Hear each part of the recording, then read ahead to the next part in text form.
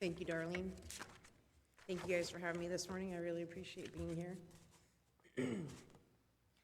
Have you ever wondered if there was a bad connection or dropped call? The phone would ring and ring, but no one would answer. I tried all the numbers I could remember from that payphone. I started to rotate the order in which I called my father, son, and sister. I even tried my ex-mother-in-law. Suddenly, an answer. My body froze deep in shock at the words my father screamed. "Stop calling, you're dead to me." Until that moment, I had a delusion that I could somehow spin a story or play the victim just one last time. Fear came over me as the thought faded out of my mind. The true consequences and the smell of the jailhouse overwhelmed me. Slowly, I mustered up the courage to walk back to my bunk. I held back the tears in fear of looking weak in front of the other women who surrounded me. As I got closer, I could feel a lump growing in the back of my throat with every step. I was torn into pieces as my heart broke, and the realization came rushing in. I had committed a crime. This time was the last straw for my family. No one was going to pick up, no matter how many times I tried. I knew there was no one left to manipulate or lie to any longer. As my eyes heavied and closed for the first time in weeks, my mind still raced. I couldn't even envision the burden or the wreckage that I had caused the people that I loved. Nor did I understand how far back that pain went. Instead, my thoughts were filled with excuses or things I could say or do, anything to not be alone. I was in survival mode. I woke up 3 days later, still tired and not knowing where I was. It was not until I heard the women yelling and saw the fight happening by my bed as I rubbed my eyes. Then, the ton of bricks hit me yet again. I was alone and stuck. I felt hopeless and helpless. As those days passed, the feelings never left. They began to morph into shame and guilt, tangled with anger and self-hate. I would look at the phone on the wall and feel sick to my stomach. I would overhear someone talking about how they got to speak with their children or how they had an amazing call home. I remember being filled with regret and jealousy. I knew my drug addiction had fueled a life of self-loathing, which had led to repeated relapse followed by crime. This time it had cost me everything. As time passed slowly, I realized I was the only one responsible, and I had a big choice to make. I could either stay stuck and miserable, or I could get honest and take some accountability.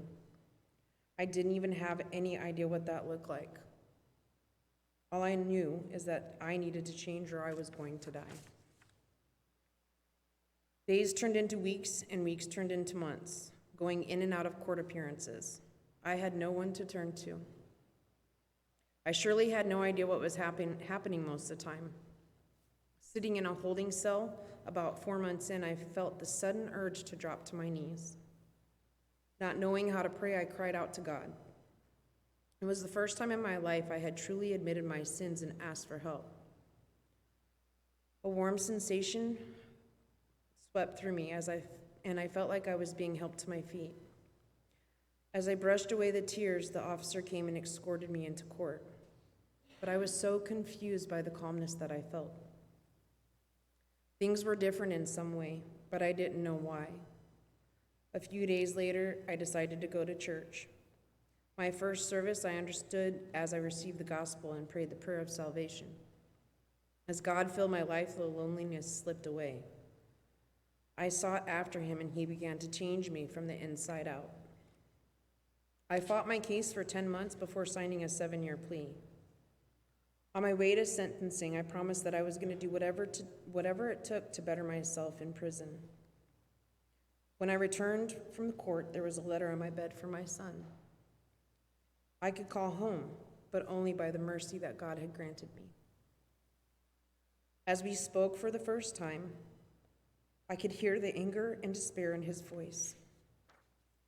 I asked if I could write, and he said yes. Little did I know that would be the last time I would speak to him for the next 5 years. The next day, I was transported to Perryville Prison. The joy from that single phone call, I was filled with hope.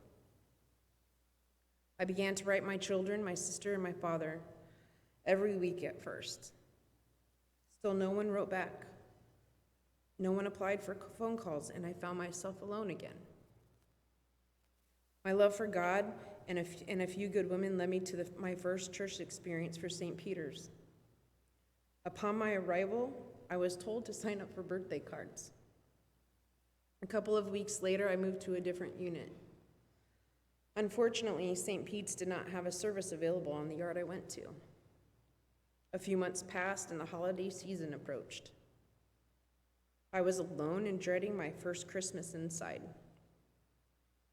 I cannot explain the excitement and the confusion that I felt when my name showed up on the mail list. It was the first time. As I stood in line, I was filled with wonder and thought, who in the world would write me? I was filled with disbelief, but like a little kid on Christmas morning, I opened that beautiful red envelope. The card was from the church. For the next few weeks, my name showed up on the mail list. Sometimes I would receive 4 cards a day, if not more. The feeling of joy from the kind words and the blessings I received that year got me through my first holiday. As the mail stopped and the season passed, I began to work on my recovery and spirituality. The cards were a friendly reminder of the kindness shown to me. I continued to reach out to my family. Time would pass, another holiday or birthday would come, and the flood of cards would come as well. I started to sign up for every program or group that I could. I wanted to learn what fueled my addiction and self-hate. Even though there were not many classes, I was on a journey of self-discovery. Deep wounds hidden within my soul began to surface one by one. With the help of the women around me, I began to face the demons and started to heal. God also started opening locked doors. One by one, my family members began to reach out. It started with my father and followed with my daughter putting application in for phone calls. Soon I was getting an occasional letter from my sister. The mercy God granted me during that time somehow opened their hearts. I was able to start taking accountability for my life, and my family began to forgive me. Although those lines of communication had opened, it was sporadic because life on the outside is busy. But life on the inside seems to stand still because there's nothing but time. Then COVID hit and life got real scary. The church remained faithful as the cards continued to flow in. It was during this time I was introduced to my church pen pal, Pam. I would write and she would write back. Finally, I had a stable friend after all this time. The power of her words and her prayers always boosted my spirits and propelled me forward. The loneliness that I had felt earlier melted away fully now. God was doing for me what I could not do for myself. Determined to change my life and to continue to grow, I became a state-certified recovery support specialist. I began to work with other women, assisting them in their recovery and life on the inside. I was no longer filled with resentment or jealousy as I listened to their stories. I felt empathy and love for each of them. Listening to them helped me in my own recovery, and I was so blessed. As my eyes opened, I began to notice the face of the women as the mail was being handed out. They were filled with hope and anticipation, but once the officer passed by without stopping, their faces would turn to despair and disappointment. They would stop by my bunk and look at my cards displayed on my bed. They would look so surprised when I would tell them that they were all from the church. I wanted them to feel the love that I had been shown, so I would explain how I signed up. I would explain the love that had been given, and I would also explain how the love of God changed me for the better. It became my own ministry. Before I knew it, my time at Perryville was ending, and as I walked out those gates toward freedom, I could not help but to feel the loneliness in my heart yet again. I was leaving behind a family full of women who supported me in my transformation. They had walked with me during the hardest time of my life, all of them experiencing the same kind of separation from their loved ones, each in their own way. I would miss them greatly. Upon my release, I was embraced by the church, and guess who was there? It was my friend Pam.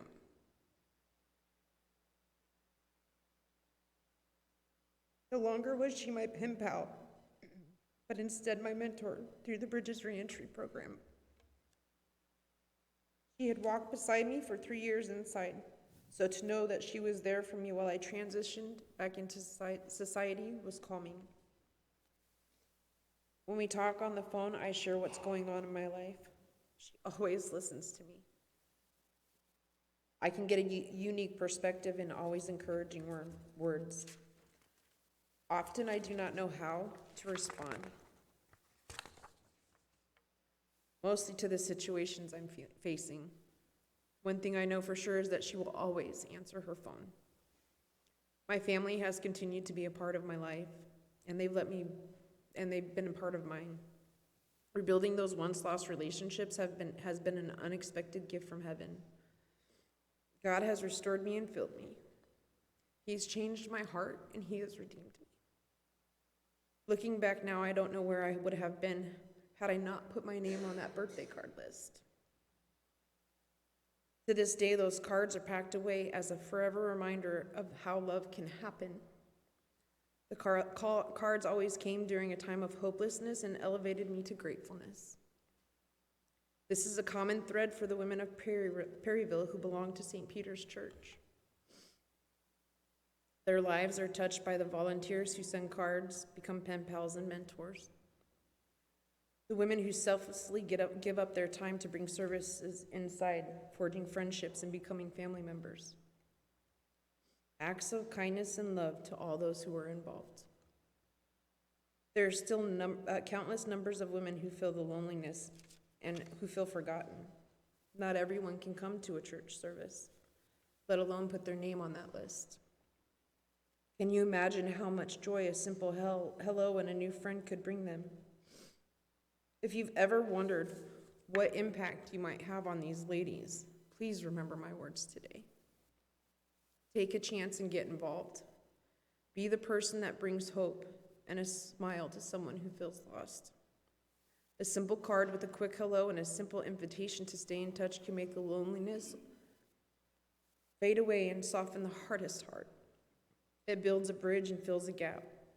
I promise it can be life-changing, and it can be life-changing for both parties, For I know this firsthand because of the beautiful impact it has made on my life.